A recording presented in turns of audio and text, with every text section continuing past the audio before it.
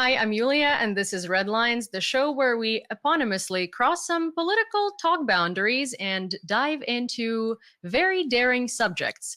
Today, we're going to be doing just that with two amazing authors of two amazing YouTube channels. One of them is Warthog, and one of them is Silicon Curtain. So let's do it. I will ask you guys to introduce yourselves. So I'm Jonathan Fink. My channel is Silicon Curtain, and it began pretty much, I started planning it immediately after the full-scale war. The first videos went live, I think, in April, May 2022. And from those small beginnings, it's grown quite a bit, and it's one of the largest pro-Ukrainian channels globally. And we especially dive in as well to things like Russian propaganda narratives and techniques. That's amazing. Yeah.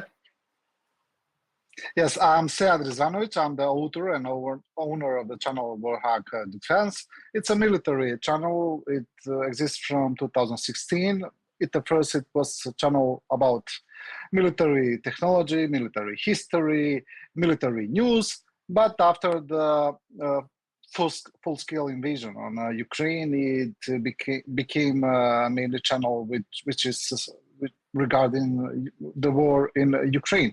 And people will also maybe say that Warthog Defense is a pro-Ukrainian channel. I will say that this is not true. It's real, and it's a channel about what is going on in Ukraine.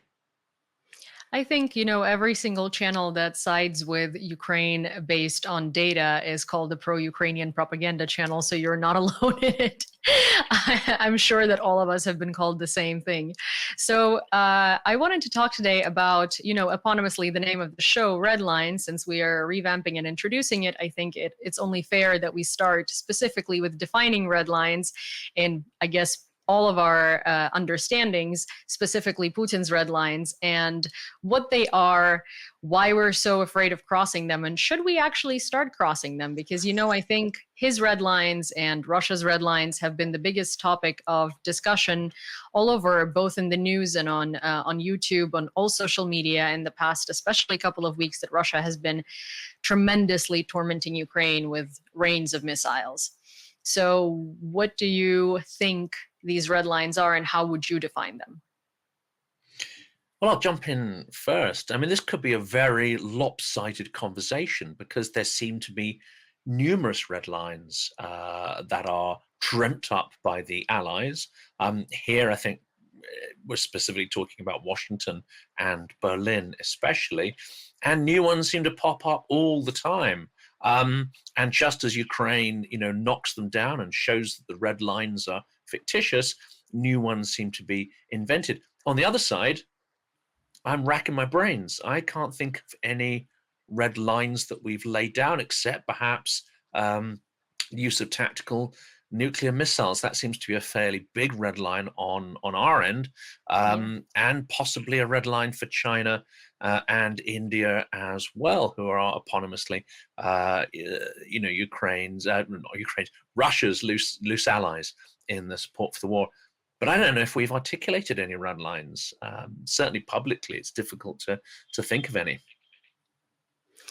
Yeah, for sure. We certainly have not articulated any of our red lines, and it does seem like if many of red lines that would normally be present have been crossed by Russia so many times, like the pure amount of civilian deaths, and the West is not really reacting. But I'm curious to hear, Sead, what do you think? Well, there is a problem with when we are defining what is that so-called collective West. We can see that this is not an entity which have unified policy on things, especially on Ukraine. There we have the United States as the main player, and let's say Europe, and in Europe, Germany and France, it's another bloc, and we have all those other countries, members of European Union, members of NATO, and other countries, Canada, for example, and etc.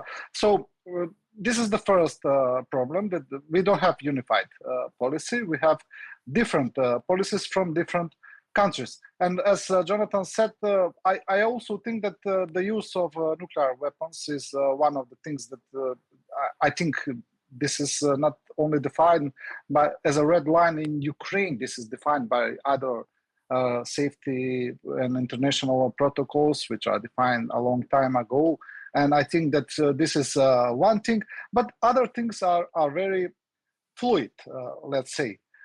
I have an impression that that so-called collective West, let's call it like that for the sake of the conversation, it's trying to defeat Russia, but on some not to anger Russia in the same time. They are trying to do something like that. They don't want Ukraine to lose. They don't want Russia to win, but they don't want to humiliate Russia.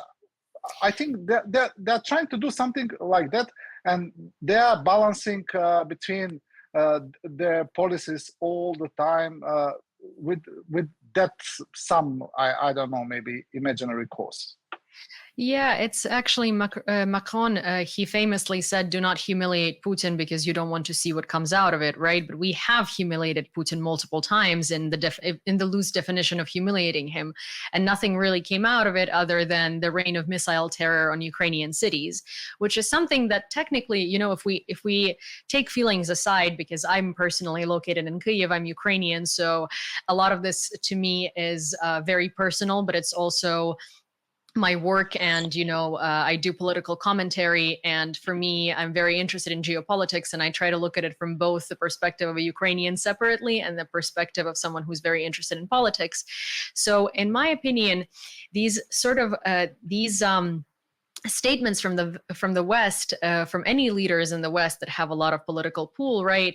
They're kind of laughable, because when Macron says let's not humiliate Putin, it doesn't do anything other than give Putin more ammunition to be like, oh, they're not going to do anything because they don't want to humiliate me. So let me just do more. And in terms of the collective West, when they say, oh, Putin is going to react, oh, he's going to do all of these terrible things, like he's only doing them to Ukraine.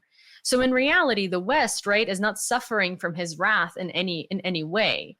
So when they try to use Putin's wrath as like an excuse to not give Ukraine weapons, it's funny to me because you're not experiencing it. So shouldn't it be up to us whether we want to cross his red lines or not, and see what he's going to do back to us? Because we've so far crossed some very big red lines and nothing happened.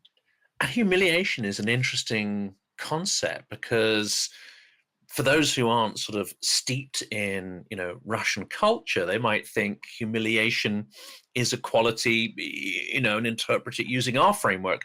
Humiliation is part and parcel of the Russian system and the Russian mindset.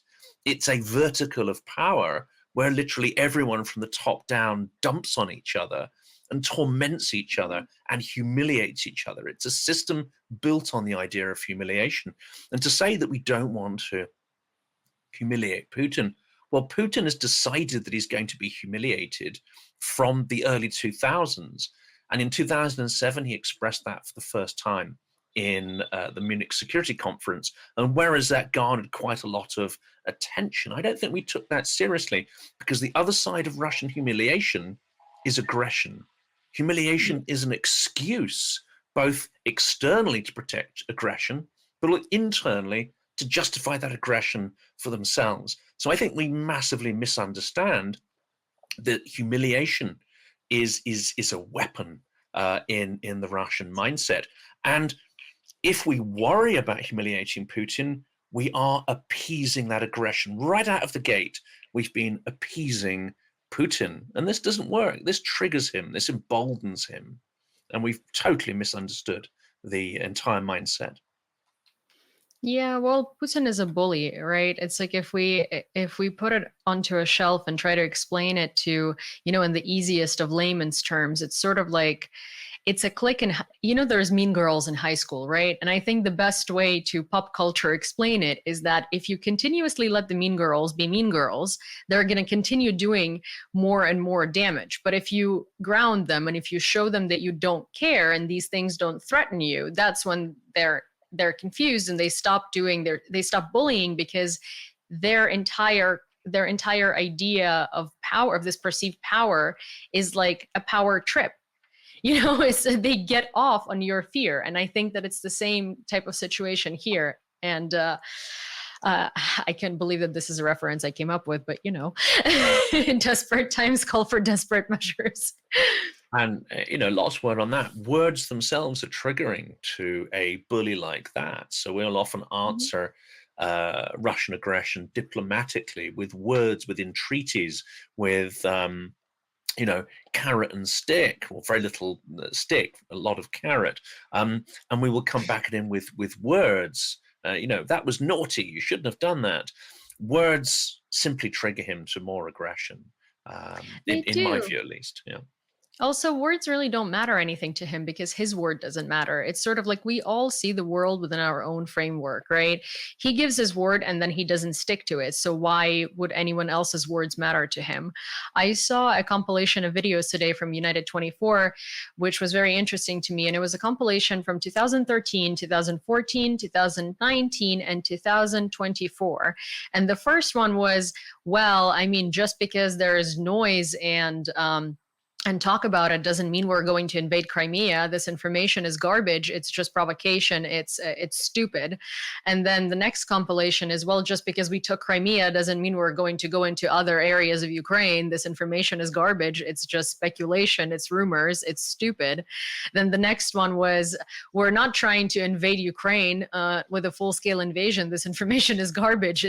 And he kept repeating the same words. And then the last one was, oh, they're saying we're going to invade NATO. Like, what are these people, stupid? This information is garbage. And it's kind of like, kind of has to turn your gears a little bit, right? Yes, Julia, about the last sentence, I believe that this time he is right, because we can see that they can capture a town in Ukraine for a year, and we can't talk about invading any NATO country. But besides that, unfortunately, we can see that the world politics is the real politics, the real politic, as it's called. It's often based more on interest than on the rule of law or some international agreements. And this is something that is happening in Ukraine. I think that the stance of the West towards Putin is that, as I said, they don't want Russia to win, but I think that they are often afraid what will come after Putin. Because Putin has made a paradox for himself when he invaded Ukraine.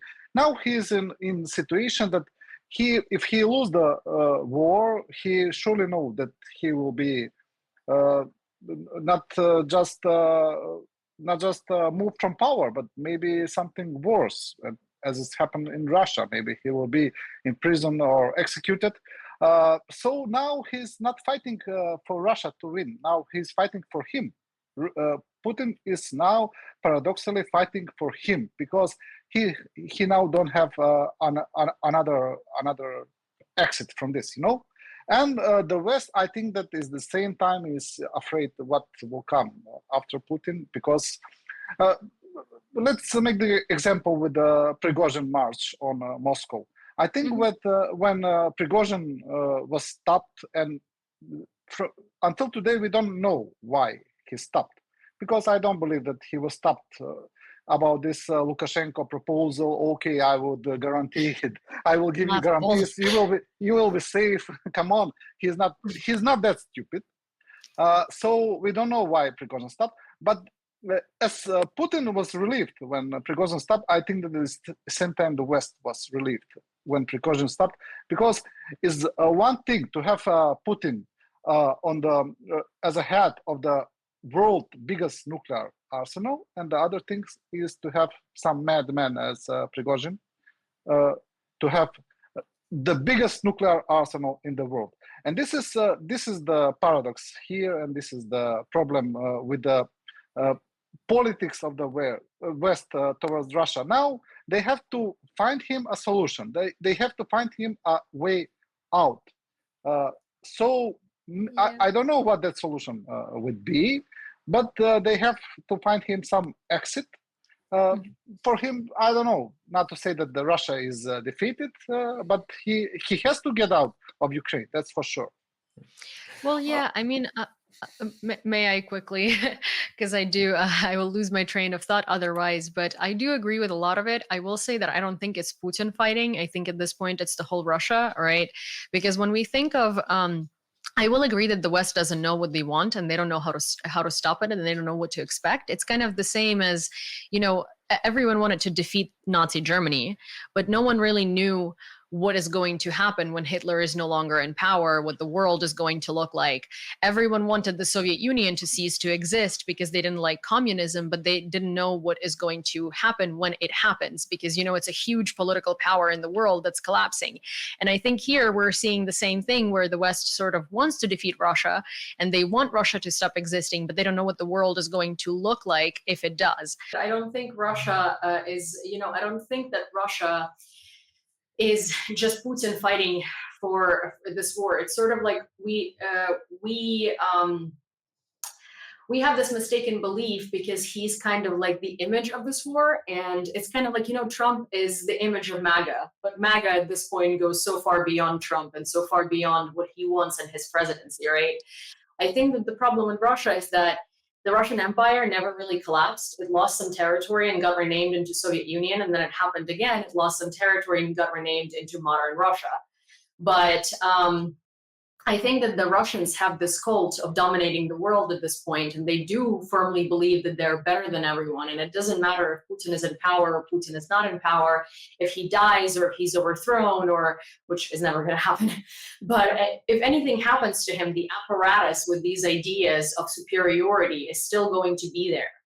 So I think that, no matter what happens inside of Russia, unless it's a similar situation to what happened to Nazi Germany and it's completely reformed under watch, nothing's really going to change there because, first of all, the people don't want the change. The people want Russia to be this like big empire. It isn't, I think one of the big challenges, and you mentioned the Second World War, is that actually prior to defeating Germany, there was quite a degree of consensus, actually. They had the various conferences, including Yalta, and I think it was quite well understood. We may have hated the idea, but it was quite well understood that the Red Army was going to be in place, covering much of Central Eastern Europe, and there'd be nothing we can do about it. So I think in a series of conferences and I'm sure, backroom conversations, certain things were articulated. This you're going to go this far and no further, and what's going to happen with Germany and dividing it up was sort of more or less worked out. What was unknown is how quickly the Red Army would get to Berlin and how quickly we'd get there. There were certain unknowns there, but generally it was kind of known what the Soviet Union would more or less control, and I think we probably had a fairly good idea of what they would do in those territories, but there was no appetite to continue. And you already had plans like the Marshall Plan and so on. You had these rebuilding plans already taking place. In contrast, I don't think politicians are thinking for 1 second about what to do with Russia, and they have no clue.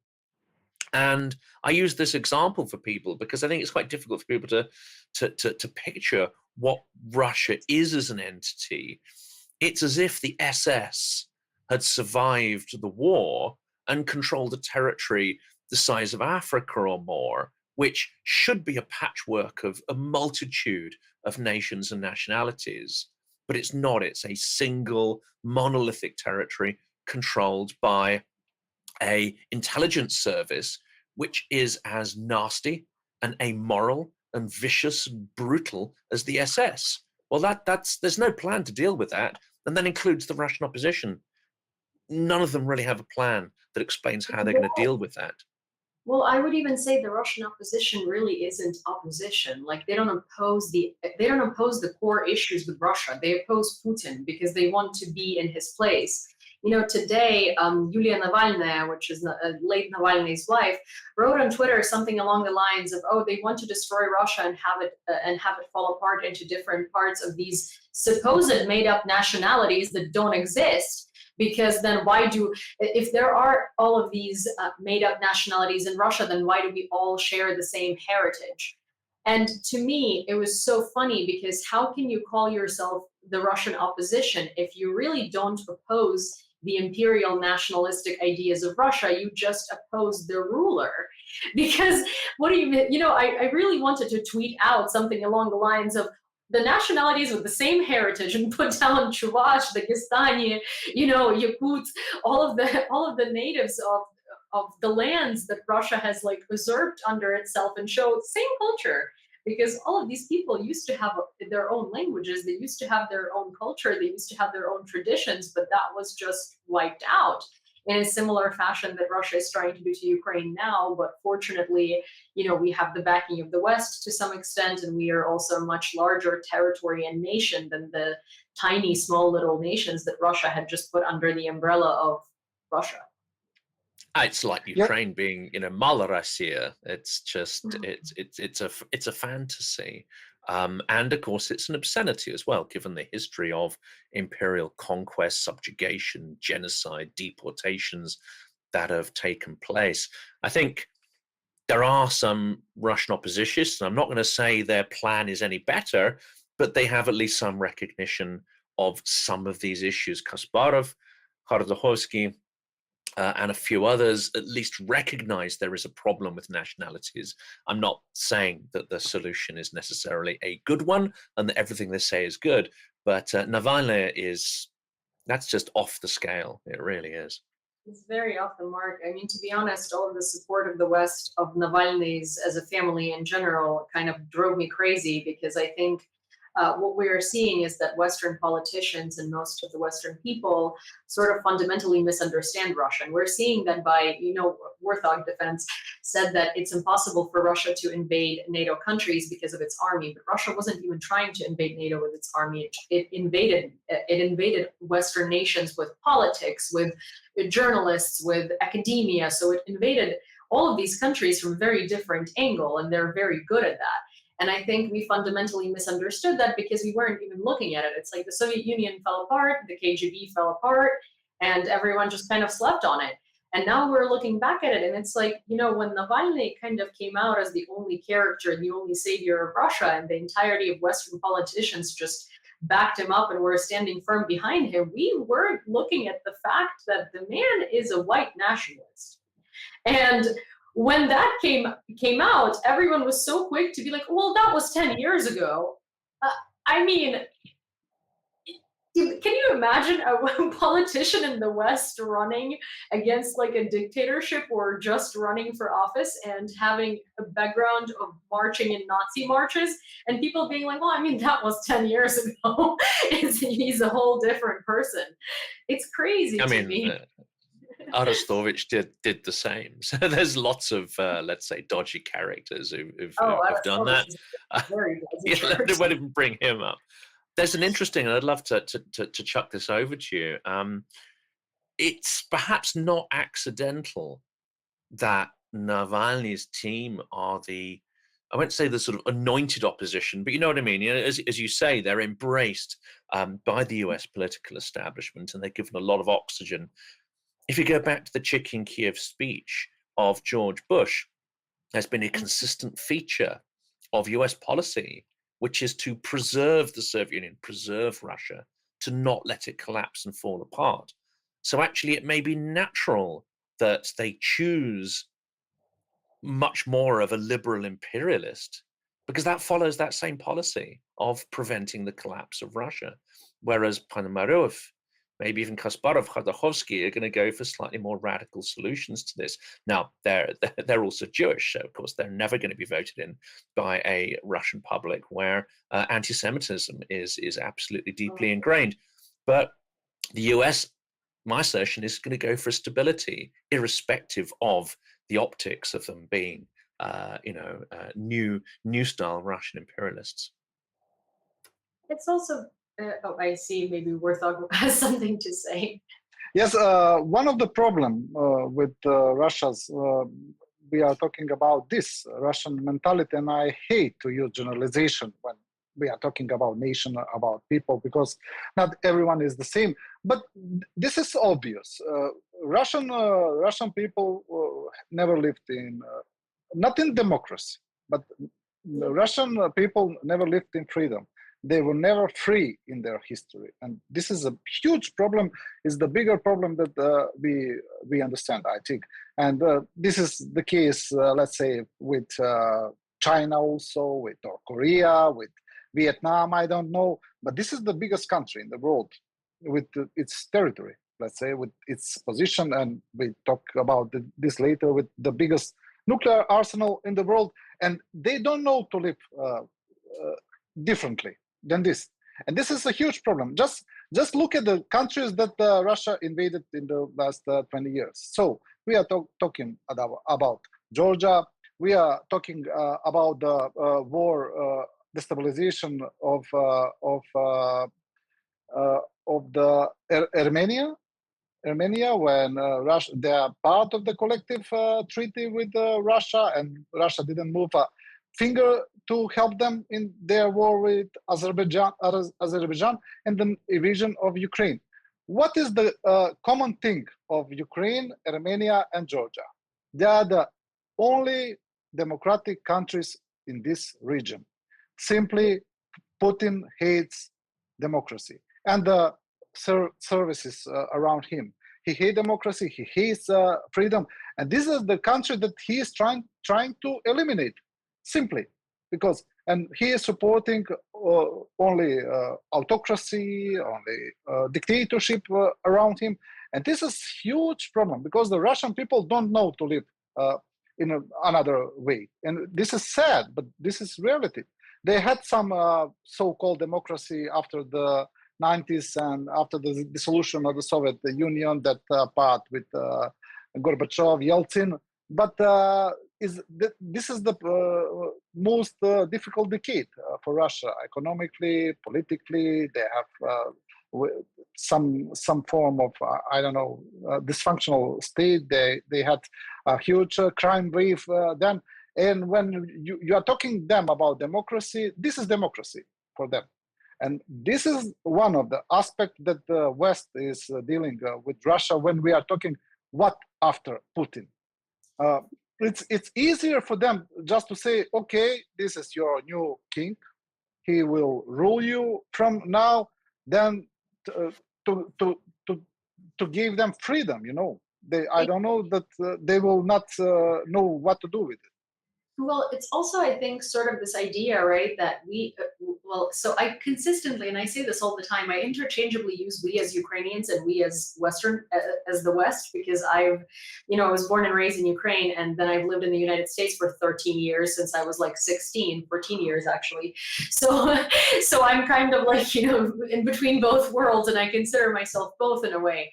But as the people in the West, I think what we fundamentally sort of like don't want to admit, right, is that it's okay to let Russia collapse in a way. And we keep looking for like good Russians, we keep looking for like good Russian leaders, good Russian opposition. If there is no good Russian opposition, then we take the opposition that we have and we're like, well, but they're all we've got, so we just have to run with it. But the thing is, we don't. We can let them collapse and then kind of intervene and help it become something better, because it's kind of this notion that it can be so bad that there is not a single good leader, and it can be so bad that these people just don't understand it, but it can, because people like to give like the Russian Bolshevik Revolution as like the example of the Russians raising up against the Tsarist regime, or sort of like the dissolution of Soviet Union as Russia was raising up against the regime. But with the Bolsheviks, it was just the Bolsheviks were the new Tsar. It's not like the people were tired of the Tsarist rule, so they raised up and then elected a government. No, it's just the Bolsheviks were not happy with the Tsar. They organized their own new kind of Tsar model, and they became the Tsar, so the people followed them. And then with the dissolution of the Soviet Union, Russia was like one of the last countries to kind of follow suit, right? It was Ukraine first, Azerbaijan, there were the Baltics. A lot of commotion was happening, and people also were saying that Gorbachev was this democratic leader of the Soviet Union, which to me, it sounds so funny because it's such an oxymoron. What do you mean a democratic dictator? It just doesn't work that way. But he was trying to keep the Soviet Union together. He just wasn't powerful enough, and the Soviet economy at that point was really in a sinkhole, so he couldn't manage it. And then the Russian people didn't necessarily raise up. It's the rest of the nations raised up, and it was clearly collapsing. Russians followed suit. Yeltsin was kind of like the only option, so he became the president. He was an alcoholic, wasn't really efficient. Putin came in, took over the crown, and now we have a new Tsar. So none of these really were ever these big revolutions of the Russian people. They were the revolutions of other people that the Russians followed. Absolutely, and history may show that behind the scenes things are more interesting. You know, what appears to be a relatively organic change from Gorbachev to Yeltsin, I think history will show that there was far more orchestration, that actually that was a piece of theater, and that other people are, you know, moving the chess pieces behind the scenes. Now, I'm not a conspiracy-minded person, but, you know, there is this, you know, conflict since the Bolshevik Revolution and since the, you know, the Cheka, the secret police were brought into existence. There is this conflict between party and intelligence services to see who can, you know, be the most influential, be the most powerful. And in the Great Terror, they had great fun wiping each other out, denouncing each other, torturing each other, murdering each other, until it was decided that you got to put a lid on that, you know, especially when the Germans invaded. That's the stuff that happens behind the scenes. What we see, what we know about, is often a bunch of theatrics. And sometimes I think we will never quite know what's going behind the scenes. That also makes it incredibly difficult to know what's going to happen next. And anyone who convinces themselves, including Washington, Berlin, by the way, if they convince themselves that somehow our actions are going to exert any control over events in Russia, then that's an extremely delusional point of view. It's absolutely delusional, and to the point where we should really stop worrying about it. You know, just focus on a couple of core red lines. The rest are in our heads. And Russia wants to place those red lines in our heads. It's a form of manipulation, coercive manipulation, which is a classic sort of Soviet propaganda technique. Everything else has been shown. Ukraine's been shown that there are no real red lines. You can expel the Russians to the Black Sea. You can invade Kursk, for goodness sake. You can take out their oil and energy infrastructure. We don't know what other imaginary red lines there are. I think at this point, there is no red line in Crimea. Taking back Crimea is no longer a red line. It's in our imaginations to think so. I think the interesting thing it's not a red line, it's the Achilles heel for them, because I genuinely do think that if Crimea is taken back, it's such a big sort of thing in Russians' heads, that if Ukraine were to take back Crimea, their front line would start collapsing one by one, because first of all, demoralization 0 to 100. And I've spoken to quite a few Western experts, and most of them usually say that they don't believe that this would have any influence, because we've seen so many different things happen, and none of that collapses the front line. But it's kind of like it's the Holy Grail. Crimea is this impenetrable fortress, a pure Russian land that they've taken back home, and all of this stuff. Obviously, I'm being very sarcastic when I say it, but I do think that taking back Crimea would really, really be one of those events that would deliver a significant blow on all of their fronts. And I mean, like, moral front, of soldiers, of your average Russian passerby, because it's something that they think could never happen. Same as, they never thought that Kursk could be invaded. But the interesting thing is that while Putin can hide Kursk being invaded, he cannot hide Crimea not being Russian anymore. So it's, I think that would have a much more significant influence. And it's kind of like fight fire with fire, right? The only way that you could defeat Russia is by, in fact, crossing their red lines. And I think the reason why these imaginary sort of dreamed up red lines are so prevalent in the heads of, the decision makers in the EU and in the US is because Russia has kind of poisoned our information space quite a bit. And it's not uncanny, like Germany, think of Angela Merkel as like one example, or Schröder as another example, or the German stance on the invasion of Ukraine in the beginning of the full-scale invasion, right? Or Macron, and how he was kind of like, well, I don't know if we should sanction Russia. I don't know if we should do this. I don't know if we should do that, because so many like kind of politically important people have been installed in the EU and in the US that it's not uncanny that we would have these things because we've been made to believe them. And I've said this before, and I think it's probably something that Jonathan would be more more interested in based on like the political sort of chatter, right? But it's kind of I always try to explain to people that they don't even understand the depth of Russia's penetration of our minds and our information space. Because, for instance, I don't know if you've noticed this, but do you watch action movies or like detective TV shows or something like that? Not since the full-scale war. It's been Yeah, 100% Ukraine.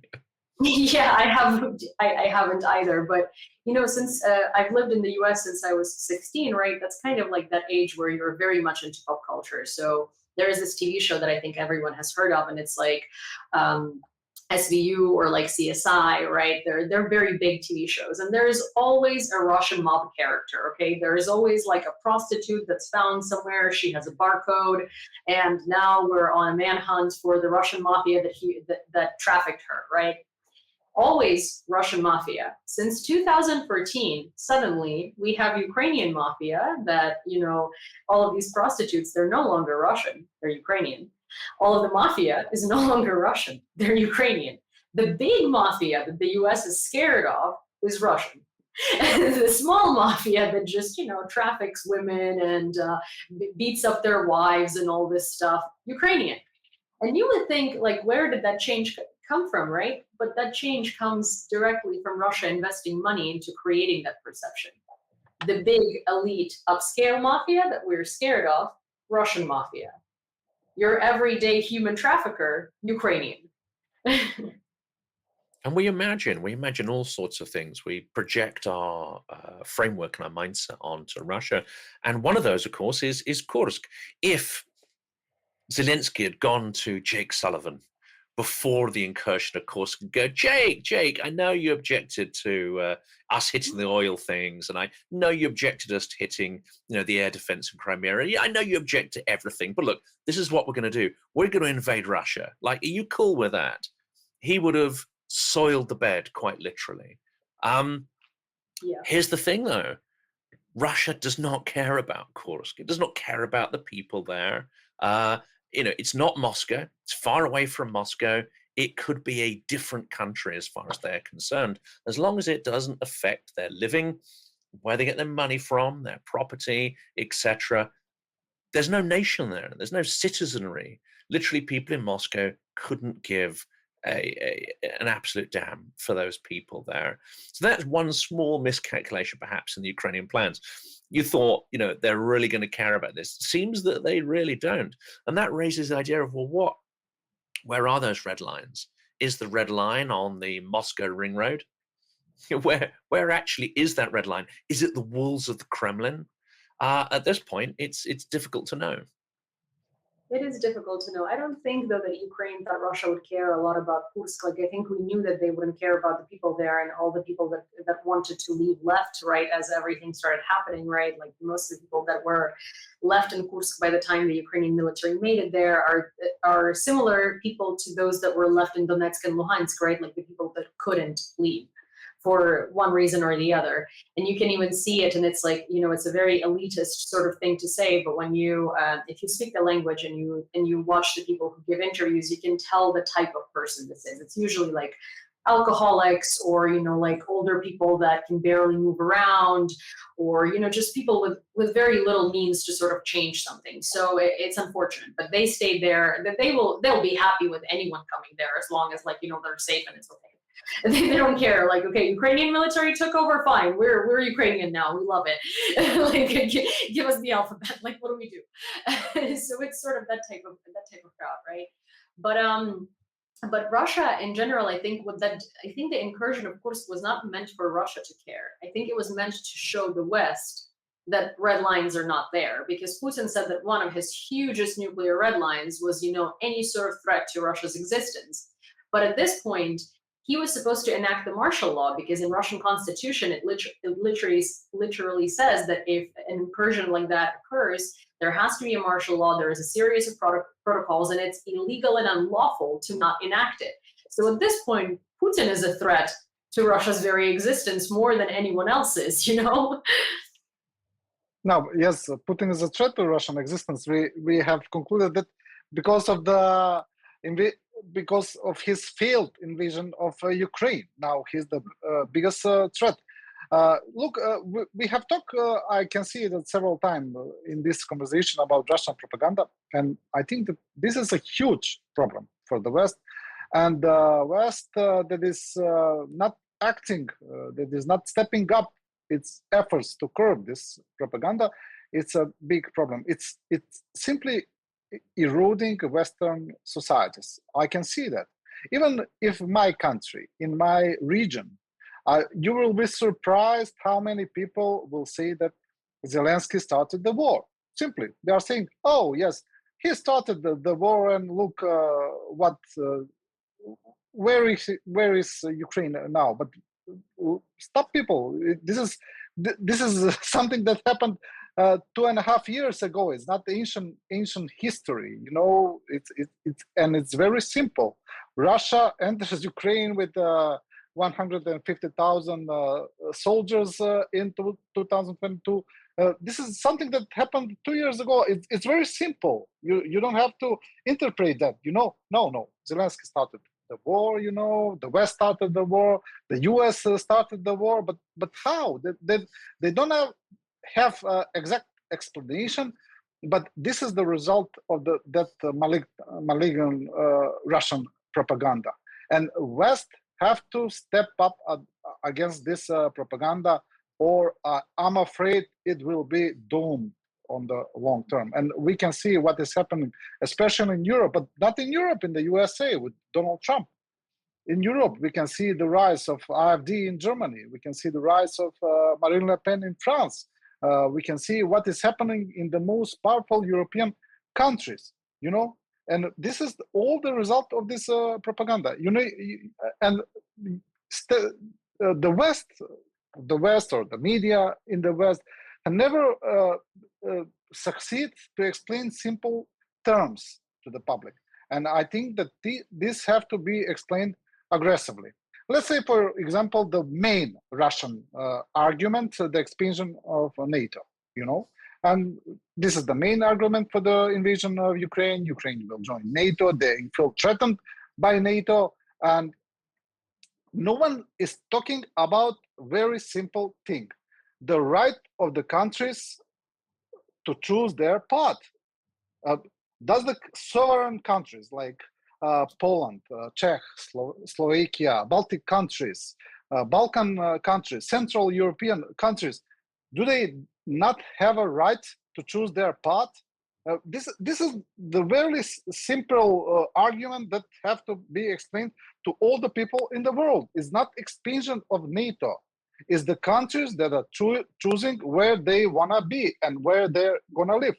And now, for some, I don't know, imaginary threat to Russia, which we have concluded they have the biggest nuclear arsenal in the world, and that no one can really invade Russia. It's impossible to invade Russia, because that will be a nuclear war or nuclear Armageddon. And for some, their imaginary threat or imaginary fear of NATO, they are invading other countries. And this is very irrational. And no one ever explained this to the public, you know. And there are others, Russian propagandic narrative, the main narratives. It's not only propaganda. Now we are seeing that Russia is pushing migrants to the West through Belarus. They are doing not that propaganda. They are doing something physical. They are invading Europe with migrants. And I think that the West have to step up, because I'm afraid that the European Union, especially, the US is not so threatened directly, let's say, it's acting like a, you know, like that story about the turkey which is drowning in the water, and it's simply not trying to swim or not trying to fly, because it doesn't know what to do. I think that the European Union now is doing the same thing. They are drowning and they are not doing anything for that. I think one of the challenges is that we had people in the Cold War who were trained up to understand not just the Russian mindset, but how Russians negotiate, how the Soviet Union negotiates. And it's a classic negotiating technique. It's laid out in a fantastic book called Moscow Rules by Keir Giles. He's a current expert, fortunately. Unfortunately, he is not called to the White House regularly. Appeasement analysts are called there, not the ones who actually understand the Russian mindset. And what it basically states is that Russia will always ask for far more than it knows it can get. Because if you use enough force, enough threats, if you're aggressive enough in your negotiation, you'll convince your interlocutor to give more than they were willing to give. And what you'll be getting is something you didn't have before. So you always go above and beyond. To deal with such a partner, you need, or not partner, to deal with such an opponent, you need red lines, but you also need the will to enforce them. You need to say, look, this is an absolute no-go for me. This is non-negotiable. And if this happens, if you do this, this is what we're going to do to you. And then if they do that, if they test you, you do exactly what you've said. Look, if their fighter crosses your border, you shoot it down like Turkey did. If their drones cross your border, you shoot them down like Poland should have done. I don't know technically whether that's possible. Yeah, you do it on approach, and it's at that point it's funny. I'm agreeing with you so much here. It's NATO is supposed to be this alliance, the only one likely that can sort of defeat Russia and China together if they were to kind of create this military axis of evil, right? And NATO is showing itself as, like, for lack of a better word, a wuss, because at this point, like, there are missiles flying into Poland, and Poland is like, we can't do anything. There are drones, there are things that are flying so close to the Polish border. In any normal circumstance, had it not been Russia, had it been anyone else, these things would be shot down 30 kilometers on approach. Absolutely no questions asked. They would be shot down over Lviv. And at this point, Ukraine is asking to do that because, well, what is going to be the red line, right? Like, the first one was, well, we will consider it if a missile falls on NATO territory. How many? How many have fallen in NATO territory? And every single time that happens, there is an investigation to make sure it wasn't a Ukrainian air defense missile. And then that investigation just kind of like goes out of the media and no one really delivers on the results of it, because the idea was just to distract from the fact that NATO does not want to do anything because they're scared of Russia's reaction. But again, we have seen time and time and again that Russia doesn't really react. And the whole point of Russia's red lines and talking about them is to cross them, because then you tame the beast. If you continuously keep not doing anything about Russia crossing the red lines we should have but don't, Russia is going to continue pushing them further and further. It's like, their drone flew up to an American aircraft, and they were like, oh, let us nick it and see if the US is going to do anything. They didn't. Ooh, so we can go further. Oh, let's see if a missile lands in Poland, they'll do something. They didn't. Oh, so next time if a missile actually lands in Poland and kills someone, then we're safe, right? So Russia is going to continue kind of stretching these things. And Ukraine keeps being like, look, red lines, we've crossed them, we've erased them, we've literally, like, we here, this is us filming ourselves stepping right over them and spitting in Russia's face, and nothing is happening. Can we now do the things we've been asking to do? And NATO is like, well, but what about Russia's reaction? At this point, Ukraine is the only entity willing to enforce red lines, apart from the tyrannies who are quite happy to export violence and so on. Ukraine is the only democracy who is prepared to stand up and be the shield for Europe, the shield for pluralistic values. And okay, you hit our cities, we're going to take out your energy infrastructure. You take out our energy infrastructure, we take out your oil infrastructure. Ukraine is the only one who is showing that kind of backbone. And my last point there is that it's interesting that that is now being reflected in what the propagandists are talking about in Moscow.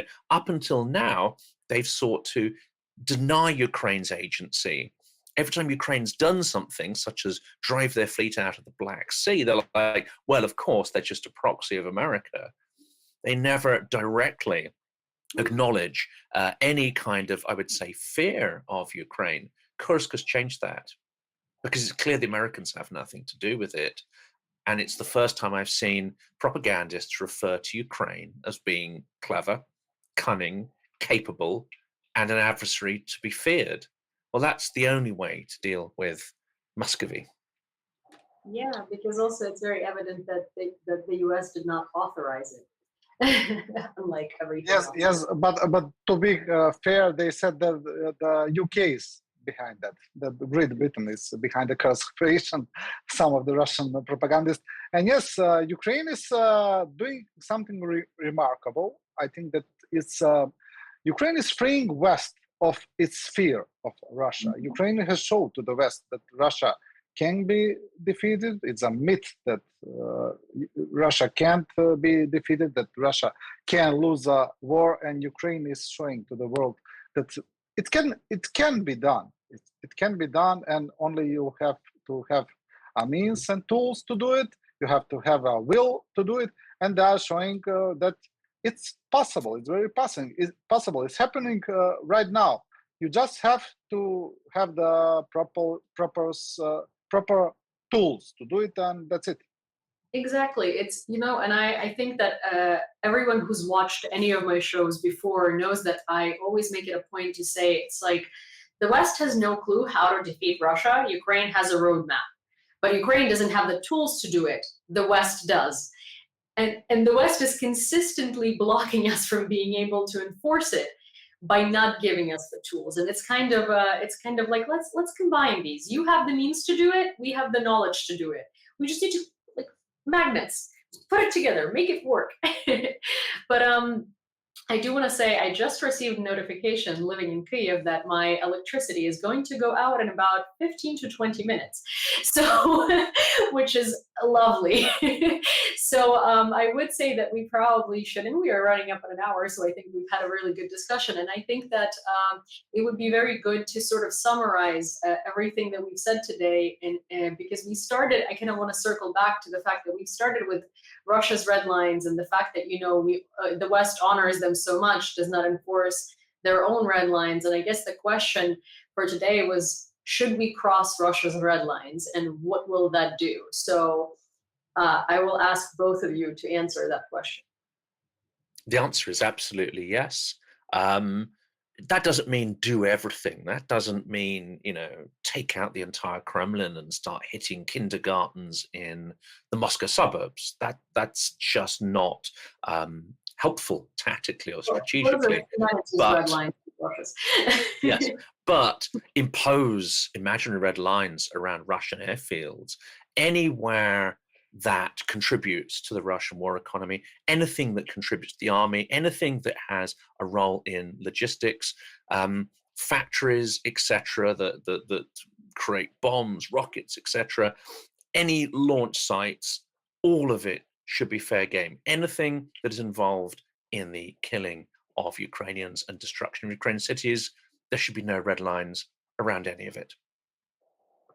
Yes, Jonathan said it all. I will only say that, Russia is a bully, and bully understand only one language. There is not another language that bully understand, and that is a punch in the nose.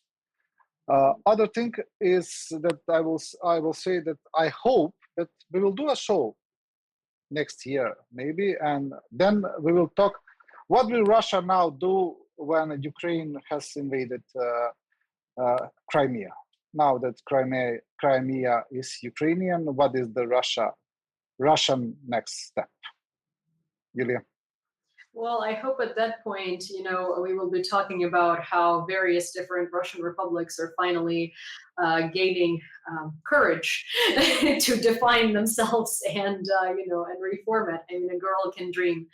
But I do hope that this time next year, you're right. We will be discussing, we will sort of be discussing what are the next steps for Russia now that Russia is out of Ukraine and doesn't know what to do next. And, maybe we'll be planning Crimean beach party. And trust me, I hate that joke so much at this point because people from Crimea don't like it.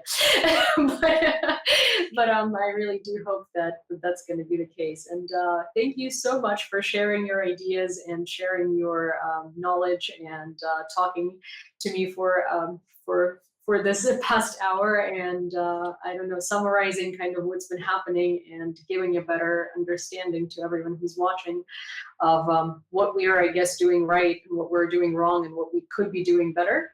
I really hope to see you on this channel discussing some other red lines and daring subjects soon. And I will ask everyone who's watching this to follow Silicon Curtain and to follow Warthog Defense if you don't already. And, gain a better understanding of everything that happens in Ukraine, of course, because Ukrainian propaganda is working overtime on both of these channels. And we all need some more Ukrainian propaganda in our lives, I suppose. Thank you so much, guys, for joining in and with me. Thank you. See you next time. That's brilliant. Thank you. I'm gonna jump. Thank you. Bye. Bye. Bye. Thank you so much for. Thank you, Julia. See you. See you next time. And this was Red Lines, where I hope that we have shown you exactly what red lines are and why we shouldn't fear them and why red lines should in fact be crossed. I will see you next time with another lineup of very bright and amazing minds that are changing people's opinions. In the meanwhile, please like this video, share it, and, leave a comment if you will. Maybe tell us if you think that Russia's red lines should be crossed, or maybe if you think they shouldn't be.